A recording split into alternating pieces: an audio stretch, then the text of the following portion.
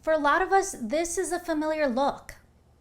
Working from home. But as businesses reopen, how will workspaces be redesigned for workers to come back in the middle of the pandemic? Instead of this, you might see this. There's no stopping, there's no temperature guns, there's none of that uncomfortable type of protocol that we've seen today. Chicago-based Dubach Electrical Group says they've installed over 172 of their thermal cameras in buildings around the country. It can detect a person's temperature within 30 milliseconds and monitor about 800 people in an hour in a single line. The Deuthermix is a fully integrated body temperature measurement system that operates strictly with an AI facial detection profile, which measures your temperature between your chin and your forehead. It will put a green box or a red box around the individual's face as they migrate through a point of entry. A red box indicates a high temperature, and the monitoring staff is alerted. And when you get to the elevator, it might be contactless, where cell phone apps or fobs are used to let the elevator know which floor to stop. The 6-feet prototype developed in the Netherlands include clear markings for elevators and workspaces to show proper spacing, plus clearly labeled arrows that assist workflow traffic. None of these offices that will be reoccupied are starting from a blank canvas. They exist.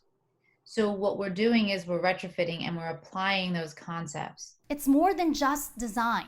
The companies I've spoken to say it's about different operational systems working together and communicating. Ensuring that the cleanliness of clean desks is the priority, and that back to the communication issue, that there's notification that something has been cleaned. Limiting the number of on-site employees and staggered work times can help reduce office density.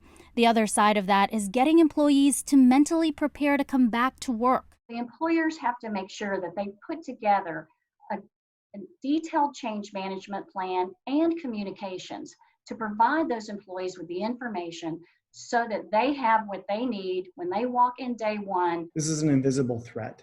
And what design can do and needs to do is make that threat visible. I think the fundamental question is, how do you solve for the problem and have it be centered around the people, not the virus? James Ludwig leads furniture company Steelcase. He predicts flexible furniture designs that allow for social distancing when needed and the ability to rearrange when not. One thing I find intriguing is that as some of these large customers of ours have declared they're going to have their people work at home through the end of the year. So it's opening up possibilities and opportunities. Ludwig recommends safe office spaces where individuals can take a break and go mask-free after wearing them all day. Kat Sandoval, Newsy Chicago.